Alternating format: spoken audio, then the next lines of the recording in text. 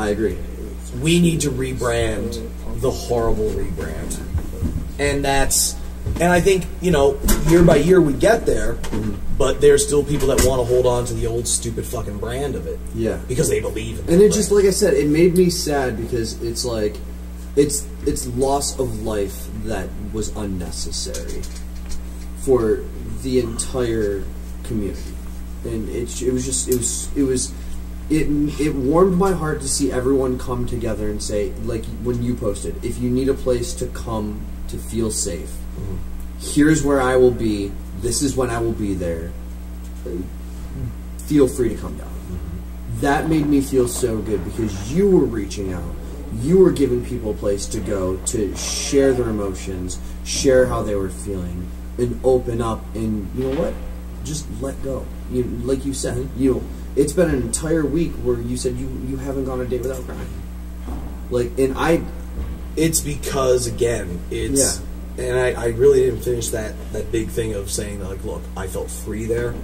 I felt like that was somebody slamming a hammer down on saying, no, you're not. No, you're not equal. No, you're not human. No, and if you continue pretending like you are, I'm going to kill you. And that feeling inside of me is so horrible because it feels like somebody's forcing me back into a jail that I never should have fucking been in my fucking life. Absolutely. And this is the first time I was never, like, at 9/11, I was not afraid to say it. We were America. Yeah. And we're America. No offense to anybody in the LGBT community. I'm the toughest fucking one of them I know. And if I'm feeling that scared and intimidated, that's a big deal. Yeah. Because I can't imagine how the rest of them are feeling. It was such a big impact on my life. And I remember, and people didn't get it that day. But it was huge to me. Because again, it's being forced back into a place where I never should have been in the fucking first place. People are fucking people. Humans are humans. Absolutely. America beats with one pulse. Humanity beats with one pulse. And I saw that outside of the club. That was like, it's not even yours. Same note. That's actually the pulse. I didn't get the pulse. That's great. Yeah, I'm not. That's not mine. No, it's good, Brian. John, can I just say something? Yeah, go nuts. I'm really glad you don't ugly cry. What? I'm really glad you don't. Saying you're crying. You're crying gracefully. Yeah, no, it just kind of pours out of me. It happens. I mean, it gets. I've gone there. When I get there, you better be around. How was the show tonight? Snot bubbles. Oh, I've been there. How was the show tonight? Kids, how'd you feel your match went? Great. Awesome. These two kids tagged with a wooden pony. Oh, that gimmick? And against the Settlers and RJR, and the wooden pony went over. That's fantastic. That's what I booked here. Best thing I've ever at the Sanctuary Stunt Studio.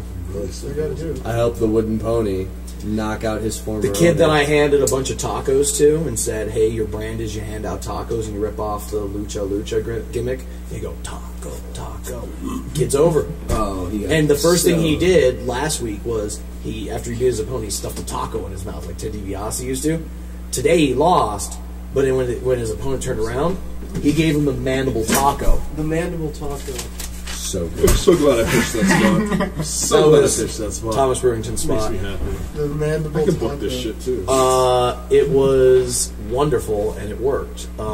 Wait, and then you had Ali Rex go over Johnny Moran and Jason King. Well, Jason King is on a losing streak. That kind of makes sense, yeah. Like, so he's so low right now that there was a pre-show skit where I was basically pitching a horrible idea to John the Man Moran, where it was like, "Listen, here's my idea for you," because he was coming in pitching his match with, because we do the pre-show post like fourth wall break. Yeah. He comes in and goes like, "Yeah, so I'm ready for my title shot with Gibbs," and I was like, "Well, I don't have that for you tonight." And this was John the Man Moran's gimmick, but I acted it, and he goes, "Tonight it's going to be John the Man Moran against the woman, Ali Rex."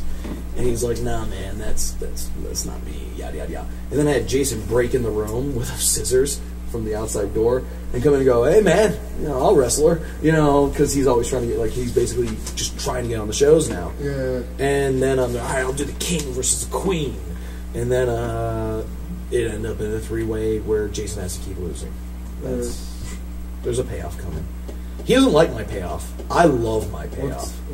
I can't fucking tell my payoff on the air. I forgot the cameras are on. It's okay. Nobody's listening. Nobody's listening. And it's how many viewers are getting on these after parties? Last week we got How about this? 30. I'll tell you the ending because he said no 6 times in a row to me, which he's never said 6 times in a row. 6 times. He said it 5. If it happens, I don't care. If you watch and you see it coming, it's great. I want to kill him on the air. Oh yeah, that's right. I remember talking about that. Yeah, I want him to come then at me you with something, and I want him to wear the vest that we wear on the stunt sets where you get the squibs, and I want to see him coming at me with like a knife or something. I go pop, pop, pop, and I want the, and I want to kill him off. But and then we have this whole fucking thing where you come back as a serial killer, but you know he won't do it. Okay, it might be too progressive of an idea. It's brilliant. Yeah.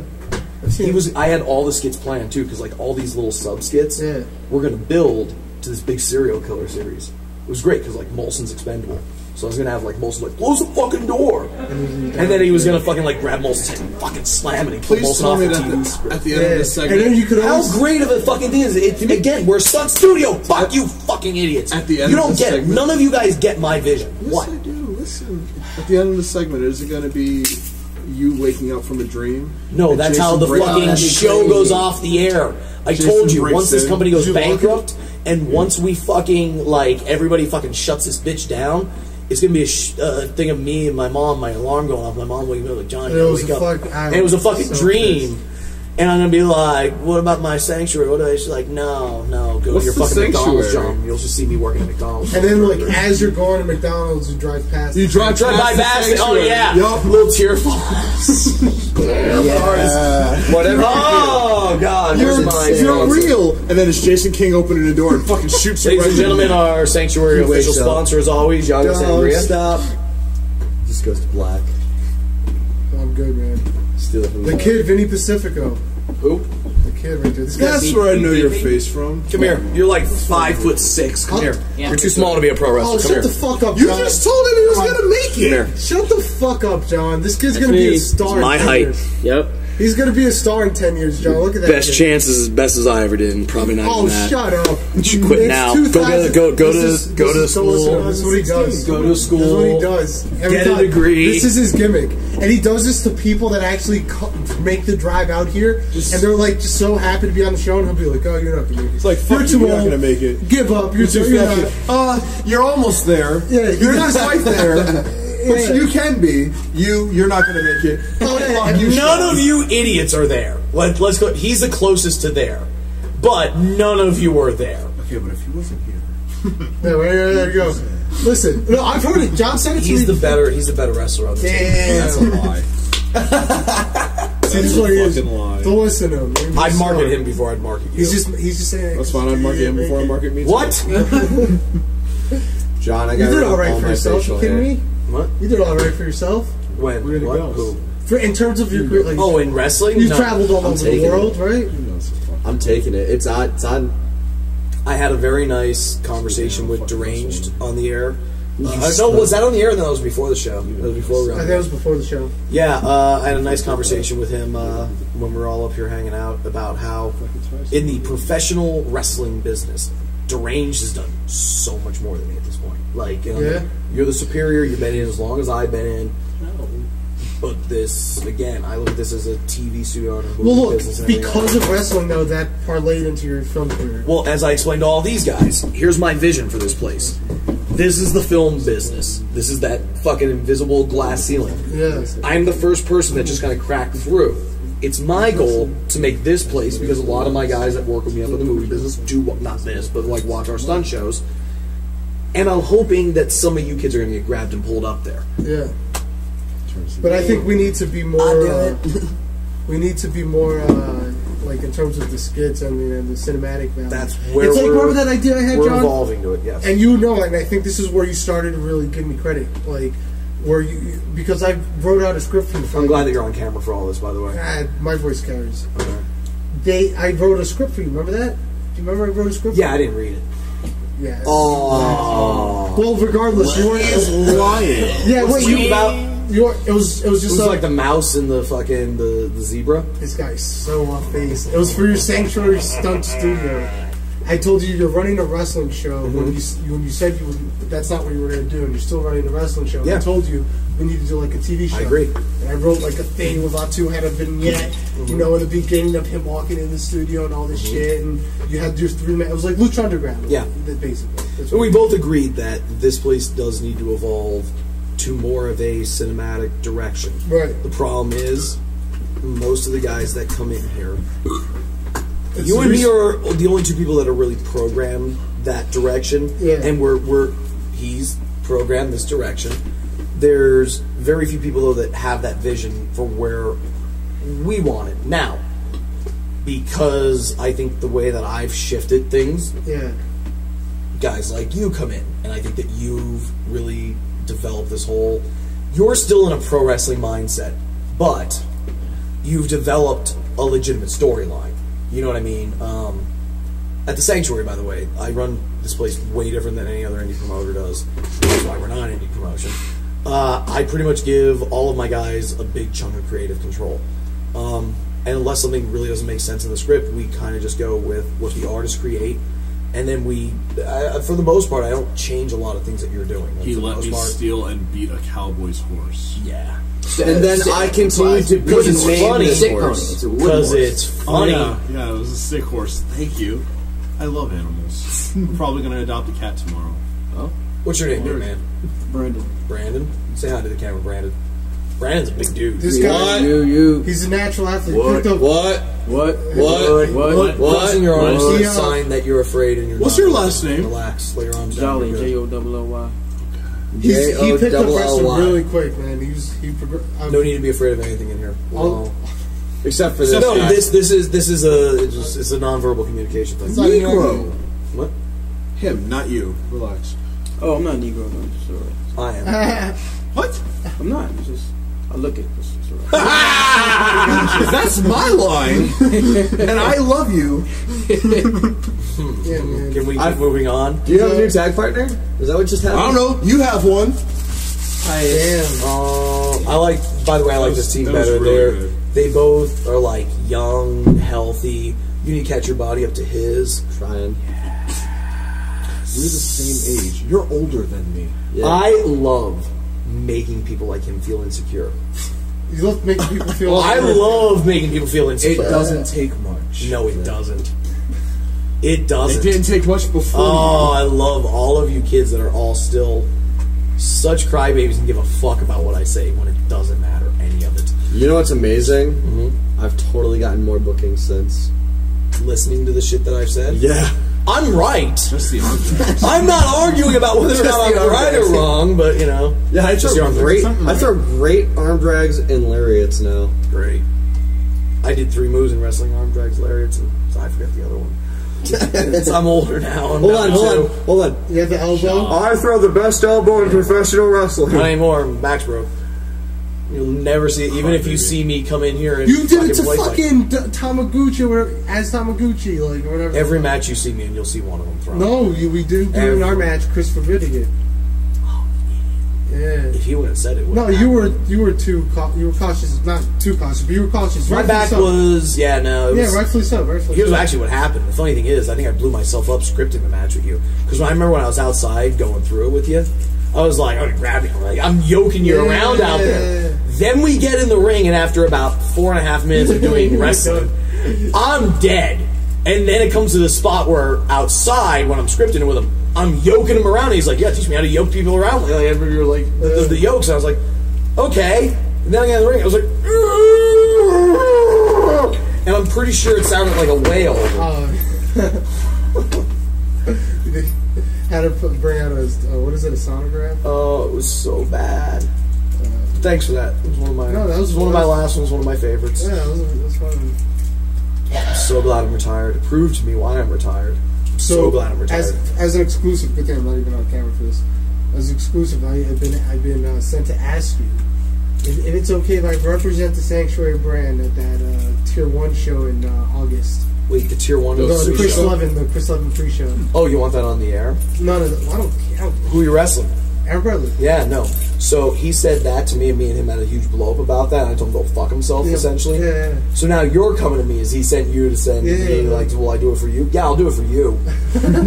I won't do it for you, Chris Levin. You know why? Because you're a cunt. And if you want to fucking argue about it, I'll go pull up the fucking entire chat. That's what got you. And I will post it on Angry Wrestling Vet. And that's what got you sent to Wrestling Jail. Facebook Jail. I will post the entire conversation, and you'll see why. Wow. So when John's gone from Facebook for another week and a half, He's gonna get that. You know 60 why. So, man. Jay George, yeah. like when his is that? second time. He's going to be scratching the numbers. When's the date? August 19th. I'm not up there for that one. I'm up there for the July one. You're there for the 10th. July one, yeah. Maybe the 19th. Man, that means I gotta put something on you so you can be up there with a belt. No, Spotlight. not necessarily. Not the spotlight. Not No, Spotlight can flop around. Spotlight is I can't talk about that brand. Never mind.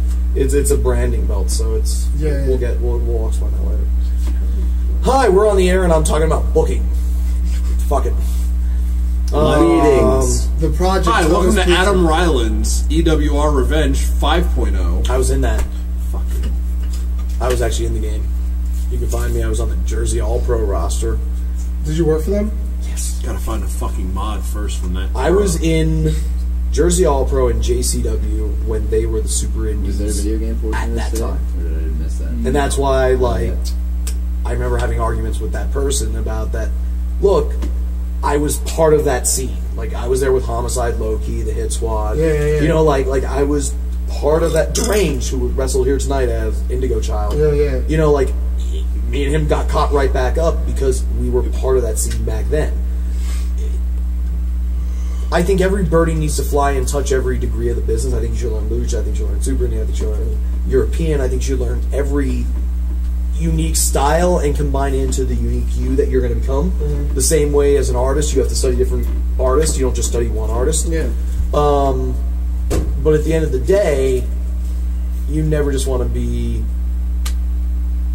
One-dimensional. Yeah, that's it. I don't know if you saw the thing I posted. That's what I said. You don't want to be the best pointalizer of all time. You want to be one of the best artists of all time. Yeah. Period. And that's where it's like, where people always like, sometimes ask me, like, you're unpredictable. So, like, what does that Great. mean? It's a great brand. And then, like, part of it is like, where it's like, it's not just about behaving weird or whatever. It's about the fact that I can go and wrestle any type of style match. Correct. You know what I mean? Everything's situational. It's a good brand. It's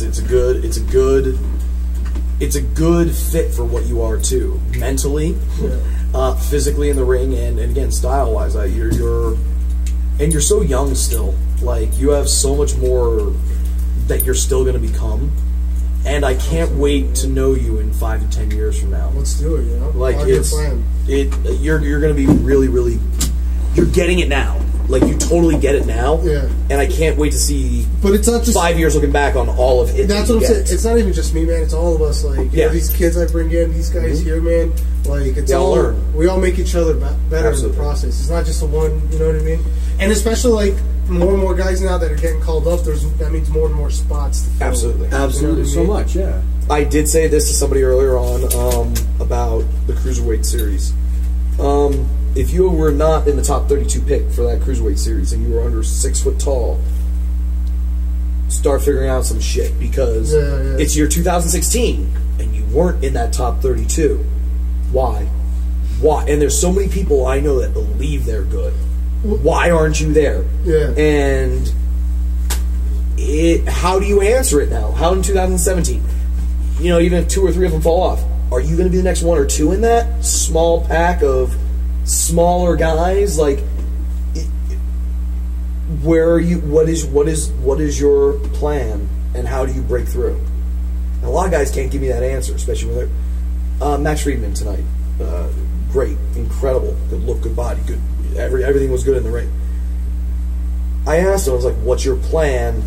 Basically, about that situation. There was a couple other people I was talking to.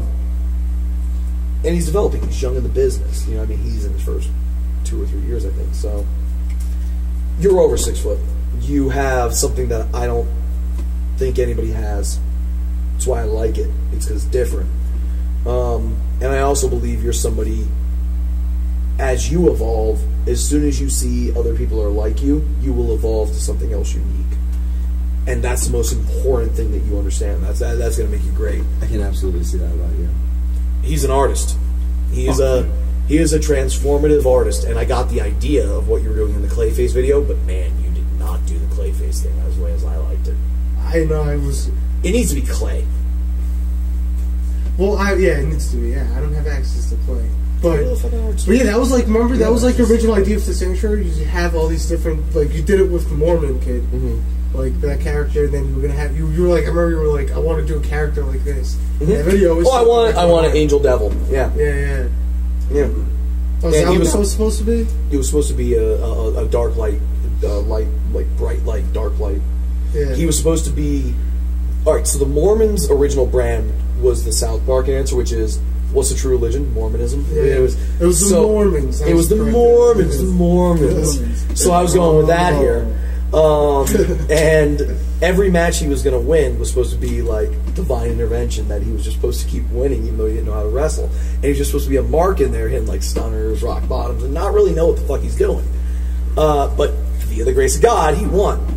And I wanted to create this character that was, and when you watch that video, it is the epitome of evil in your heart and soul. You feel, I don't know what that, you don't understand it either. Which when you talk about what evil should be, you should not understand. You should not be able to relate with it. You should not be able to understand it. You should just know that's not right. Ooh, that's not good, because you know what I mean? Like, that emotion that you project is a very powerful one, and I've never seen it done in the business, ever. Ever. Which is why I wanted to create that brand here, and then figure out how to bring it to the ring. Just have this mess, because here's the thing, against Atu, if it would have been him, or it would have been this skinny little kid, it didn't matter. That mess of a man, that creature, that emotion makes you question, like, listen, I'm ready to fight anything. If I never saw that video, and I was just walking in here going, I challenge you, and then that video just popped up on the fucking screen, and then that thing played, and then that thing came crawling at me, I'm not ready. I'm somebody who's confident, ready to fight anything. Yeah, but that's not like, that. That's like a chemical imbalance person. You cannot fight you can't fight that level of evil. Crazy. And it's scary how much I related to that. But I have good. I have this idea that you can touch it for the Mormon character. It's very brilliant. So like, you want to do something out of the box, right? Have him taking the heat, right? He's taking the heat, and he can't muster up the strength, right? And then the lights like shut off, and then the shining light comes down on the Mormon character, and that's his Hulk up. They did that in Ted DiBiase. Yes, with Sting, where they put him in shackles, right? Oh, that was so good. He was literally battling his demons. Yes. So what I want to do now, because I don't have the other cord just set this thing up, and I'll try to do it in a second while I'm showing this video. I want to show that video to the live studio audience, and hopefully it won't get flagged on YouTube. That's very underground stuff, man. You probably would. Shut yourself. It'll be fine. How you guys feel, guys? All right? So, Ace, or Tom, do either of you have any commentaries on the whole Orlando stuff? What day was that again? It was last Saturday. Saturday, yeah, right. I think I was on my way to Alabama for a show when it started popping up all over social media. Go on. I just mean, like, because I had the opportunity to see it. I didn't have to drive from Alabama. Driving was nice. But then stuff started popping up, and I didn't, like, obviously take notice to it right away until it was, like, everywhere. And then I thought it was just one of those things where it was like, oh, damn, some fucking asshole and go and just make trouble for anyone. And then the numbers started popping up of, like, 50-some odd people dead and 50-some odd people injured, and I was like, what the are you serious? And then that's when I opened up the article and I actually looked into it, and I was like, oh, is this for real? Honestly, it just took me a while to kind of register it as, like, this actually happened. Like, this is legitimate. And then I saw stuff that you were posting about it, and I was like, oh my, this is legit. This is a real thing. And it, I don't know, it kind of terrified me, really. Just Oh, and here's one thing I definitely want to say. When I was in the gym the following day, I'm running on the treadmill, and there's TV screens put up, and out of nowhere I see they put the guy's face up, the shooter, and they had the selfie pic. I don't remember which picture it was, but they only had 2 facts about him, and I can't remember what the first one was, but the second one was his ethnic background, and I was like, oh, okay, this is what we're gonna make it about now. Yeah, he's a fucking terrorist just because he's a, like I couldn't have been more irritated by that, and then that's all they show too, and then they switch to the next segment, and I was like, why do we have to make it about that? There is such an extremist viewpoint over there about it, and it's going to raise such horrible race relations again for this country. Yeah. And again, while we're on the air, I really want to plead to anybody, to my 3 people I'm sure that are concurrent viewers. Oh wait, 0 concurrent viewers. It's pretty late. To my mom, who will watch it later. It's something that shouldn't be about race. This is something that was just somebody that was bred the wrong fucking way, who had a horrible, horrible, horrible worldview. Yeah. Who destroyed lives. It's horrible. Tom, anything? I mean, like, I ended up like watching like a video like later on about it. Like, I didn't actually find out about the whole shooting until like Sunday morning because, I mean, I ended up falling asleep late at night for some reason. I didn't find out until Sunday morning either. But pretty much like when it's just such a bad, it's just a horrible tragedy. Like at first in the morning, I just heard shooting in Orlando, and I'm like, okay, another shoot again. I remember that was the first thing I thought was, God damn it again. I'm like, really, again, okay, 10, 15 people at most probably, and then I hear it attacked the gay club, it attacked the LGBT community, it attacked everyone pretty much, and then the total just went up, like Ace said, went up from to 20 to 50. 20 to 50, and then that's at least just the dead, and then there's how many more 53 injured? wounded. Yeah. So in total, over 49 over 100 dead. people affected. Yeah, yeah. 49 dead, 53 and that's just affected directly. Count the killer. And that doesn't even count. That doesn't even not the repercussions. Like that's 100 people in the direct circle of action that were immediately affected right then and there. That's insane. And then there's all the families out there because one person will know 2 people or 3 people or 4 people, and then there's just so many people's lives affected by this right now. And it's just and again, it doesn't just affect the people that were killed in that. Again, it affects people like me. It affects everybody inside that community. It affects America, and I'm not saying it. And again, the big argument that I think started on Angry Wrestling that was, well, this is an American terrorist thing. This is an American issue. Yes, it is. Not but terrorist word doesn't need to be thrown in there. That's not. But this was an attack specifically on this type of people. If he wanted to terrorize America, I'll tell you what you do to terrorize America. A couple miles away is Disney World. Go sit in the parking lot and just start chopping off kids. You want to terrorize America, that's what you do. Yeah. This was a targeted attack on a community. Directly. Like, you know, if you want to make everybody in America scared, do you realize what, and again, not that the outcry to the LGBT community has not been epically great, and I think a lot of people are really on top of this. Live in a parallel universe where he attacked Disney World and killed 50 parents and kids. The emotional outcry that we have right now would be silenced by that kind of an emotional outcry. And the idea that when I argue with people and say, well, yes, this is an attack on America, but it's more on the community, they don't understand that analogy. Yeah. And it's ridiculous that they don't comprehend that. Yes, it's an attack on America. It's an attack on all of us. They're trying to make me feel less than still. Yeah. They're trying to say, you're not human. The rest of you, and not even saying the rest of you are not okay, but specifically you. You know? And think about how many other just regular old nightclubs were within a 10-mile radius, maybe. Just regular. But if it's about terrorism, you take the hardest, you take the best target you can hit. And the scary thing is, the same thing could have happened at Disney. It really could have. Oh, so what we're going to show Jay George as he's straddling back in here. Yeah. I'm going to pull up that video now to show you the discussion that me and Jay George were talking about.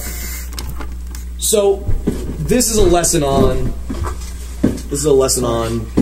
fear and understanding of it. So I'm going to ask everybody in the room to be quiet. You should go out there and just look at that screen and just take it in, because you'll learn something. It's so much more dramatic up on the big screen, man. I got to see this in the big screen. I do too.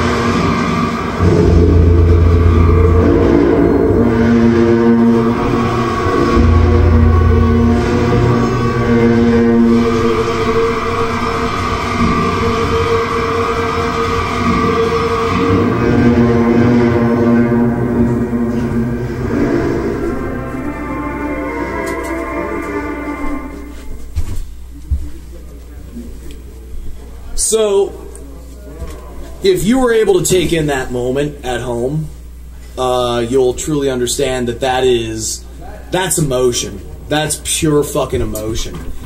And imagine that you're seeing that play on the Tron, and then lights just go to black. Strobe lights start popping, and this fucking creature starts crawling out to the fucking ring. How do you fight that? It's how do you Ace Austin in there as you're fucking doing your little cool one handspring thing, throwing an Ace of Spades, which is awesome. Pro wrestler indie. Pew! The fuck do you do against that? And that's the thing that nobody gets on the indies. Nobody has created something like that. And until you do, and don't rip it off, but until you create something new and unique that makes everybody feel something intense, you don't get it. And that's what this business is about. Like you could say it's about the stunt, you could say it's about the fighting, you could say it's about the moves, the spots, or any of that. I love all of it, and I do enjoy watching that kind of a movie at time. Everybody likes a Michael Bay Transformers movie. It does great in the theaters every time. Man, I want a movie that you get sucked in, like a good old-fashioned Bruce Willis fucking action movie. You're sucked into it, you live the moment with the character. I like Optimus, and I like Mark Wahlberg, and who was the other kid? The douche kid. Shia LaBeouf? Yeah, him. Douche. He has got a douche name. Him. I cared about the story a little bit, but I just was never really sucked into those movies other than it was great, and it was a super indie match, and I think every so often we need a show of that emotion. But imagine if every fucking movie was like that. I think that's what's awesome about most superhero movies. There's always like emotional level, and then it's fucking superheroes, so naturally there's gonna be crazy shit going on. Yeah, it's always been one of those things, especially when they explore into single characters like in a deep way. The Batman movies. Yeah, really. Love the Batman series. You see the new X-Men? I haven't. I actually just the other day got caught up on all of my like Marvel movies. Saw Deadpool then? Yeah, I did. Great. Yeah. Finally saw it. Deadpool's great. I watched Ant-Man. I watched them in this order. Ant-Man's good. I think it was like a Sunday. I was trying to clean my room or something, but it was I watched Ant-Man, and then I watched Age of Ultron, and then Civil War, and Deadpool. What was your favorite? Oh man! On Well, the spot. I was very surprised at how good Ant-Man was. I was surprised how good Ant-Man Ant-Man was, was too. Yeah, awesome, sure. yeah. I expected that guy. I expected to go in that fucking thing up. But it was good. Yeah, and then so many people shit on Age of Ultron before I saw it, and I didn't mind Age of Ultron. not either. at all. I thought that A lot of people shit on it. I the way liked that it. they executed in Ultron and across Ultron and Civil War, the way they executed the like how each character escalated. Yeah, they evolve as a character, Vision. sure. Yeah. You watched Vision be created from scratch, and then you watched him go through the internal toil of like, you know, I'm indifferent. I could wipe every single one of you motherfuckers out. Yeah. But I'm the line essentially, Vision. And then you watch him like during the airport scene in Civil War, where he like shook his head and he was like, "Son of a bitch," and boom, started doing the beams and like, "I gotta fight now. Like, Yeah. I don't want to fight now." And then when Scarlet Witch like buried him, 12 feet deep in the cement, that was insane. Like just It was stuff a like good that. movie. They were good movies. I thought the characters, the little things that each character did, like emotion wise and mannerisms and everything was executed really awesome. And Ultron wasn't nearly. Everybody was like, I think that's what everybody compared it to. They were like, "Oh, it's a fucking Michael Bay movie. Like it's just blah blah blah." But there's so much going on during the craziness. The thing that I would argue about Marvel movies, and it's actually something that a lot of people bitch about with their movies, and I actually argue saying, no, I like the way, Al Snow would argue with me on this, saying that there shouldn't be a formulaic A, B, C, D. I think there should. I think there is a pattern. I mean, I've said this on the air before, there's a pattern to sex. You're not starting the show off, come, and then you come back from, you know what I mean? Like, it's you get close, you pull it away, you get close, you pull it away, and then it's an up and down path until you eventually build to the climax, and you build it appropriately. Use the right the right up and down movements as you're going along in the story. People have argued Marvel movies are too formulaic to that pattern. And they say every one of them just follows that pattern. It's good. They're great. It's so does every song on the radio. Every song on the radio follows that same pattern. Every Harry Potter book follows the same pattern. Yeah. It's a pattern that fucking works. I think it's something that you keep in the back of your head, and I think that you should be organic and natural in the ring, but you should still have the fucking idea of, for lack of a better term, how to fuck. You know?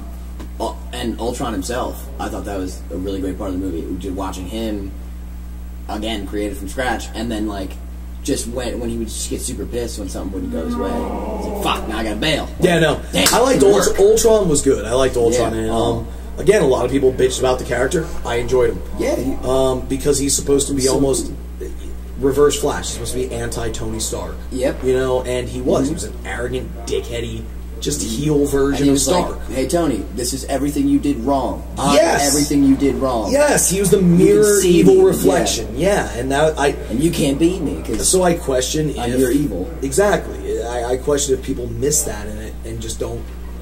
Some people don't fucking. They look at the surface layer of a movie and that's it. They go clash bang boom. I don't get it.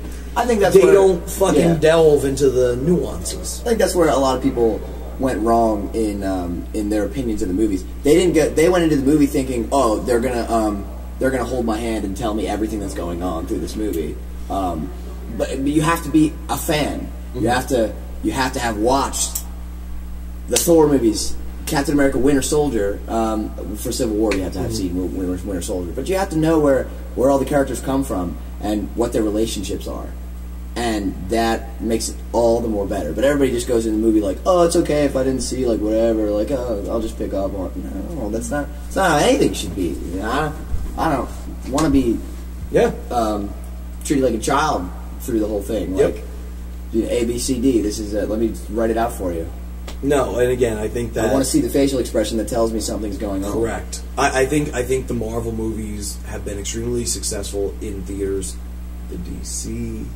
Have you seen They're trying Superman to pick it versus up. Batman? I haven't seen. Here's the thing. I went on a website called putlocker.is. I'm going to plug that because it actually was super effective. Putlocker.is. I had been told about it before to go on, and I never really got a chance to check it out. But that day, like I said, I was cleaning my room, so I was like, I'm going to see if I can get illegal copies of all these movies to watch. At Sure, the who moment. doesn't agree? And Putlocker.is had exceptional quality versions of every single thing I was trying to watch, except for Batman vs Superman. That was the only one where, as soon as you click on it, a little like thing popped up, and it was like, "Hey, listen, I know this is real shitty, but as soon as a better version is available, we will put it up here." And there was like a Japanese watermark on the movie, and then there was Japanese subtitles, and the quality in itself was like maybe 240p or something. It was just and I got like I think I watched That movie you shouldn't watch in 240p. That movie you should barely have to watch. I watched just a portion of the intro, and I was like, I can't get past this watermark shit and like all the subtitles and whatever. So Did you see Batman vs Superman? Nope. Oh man, so I'm alone here on this conversation. I'm gonna see it as soon as I can because Then big we'll have you Batman back. mark. Well, we'll have you back on it, and we'll have your Batman. All right. So here's the thing, and he's not gonna fuck Ben Affleck. He's not listening to me. Ben Affleck as an actor, and I want you to watch in the movie, and hopefully you have a 720p sort of feed. Yeah, that's what all the other ones were in. Look in his eyes on his cells a lot of times, and there's so much fear so often. Like I said, even the commercials. In the commercial, there's always the when he's every running towards time the fallen buildings, and he's like, there's always this sense of now Batman's supposed to sell desperation, but not fear of the desperation. It should be a desperate moment, but he that overcomes. You know, like the anger of I'm gonna like oh no, and then anger. And listen, I'm telling Ben Affleck how to act because I'm fucking shitty, but he was just always dogging it. That's all I kept seeing him do in the cell, and I was like, brother, you are shit in the bed as somebody who's supposed to be a tough motherfucker. And people have argued with me. It's like, well, you know, he's fighting Superman. What's he supposed to feel? There should have been a moment of that, not the whole thing. Correct. Sell it, then have the fight to overcome it. And then I didn't see the fire in his eyes. And when it's not going your way, then maybe do one. The cell, where you're like, I don't know if this is going to work out for me. I hate to call Rocky fucking Sylvester Stallone a better actor than, but look at Rocky and go watch that. And you saw him. Yeah. I'm not dead. You know, like you still felt, even when he was down. It was. I just felt Ben Affleck was entirely disappointed with himself the entire time during the fight. You know, it was just like, I don't know what to do. I'm Batman. I'm fucked. Oh shit! And then when he would win, you never saw the confidence in his eyes because the visor was down. And all you saw was the stupid glow. You know, it was like, cool, Batman's confident right now. I can't read it. The same way in pro wrestling, kids. You don't wear sunglasses when you're cutting a promo because nobody can read the eyes. Nobody knows what you're saying. It's cool to be in the background with sunglasses. The moment you talk, you take off them. Or when you're making your point, even. Whatever. There's a time to wear them. Yeah, just pick your moments, you know. But for the most part, they tell you if you're cutting a promo, right there, right down the channel, you talk to it, you're on fire. Anyway, anything else, kids? Because I'm done. I'm good on this show. I'm Where's my fucking clipboard? Go find my clipboard, intern. It's over here. I have an intern that finds me stuff when I'm too lazy to look underneath myself. J. George! Thomas Brewington! Stuntmen! Do you want to do anything on the rap? Unite. Lettuce, tomato, a little bit of steak, a little bit of He's ordering a legitimate rap. If you How about can't do that? that. The Oracle of Bacon? You remember that? No. The degrees of Kevin Bacon? Oh, yes, I am. So, listen, kids. We're about to wrap. I'm apparently a couple degrees of Kevin Bacon. Anyway. Actually, I put this one in for Ben Affleck. Oh, Ben Affleck? 2. I'm only 2 from him. Very good. Thomas, why don't you wrap us tonight?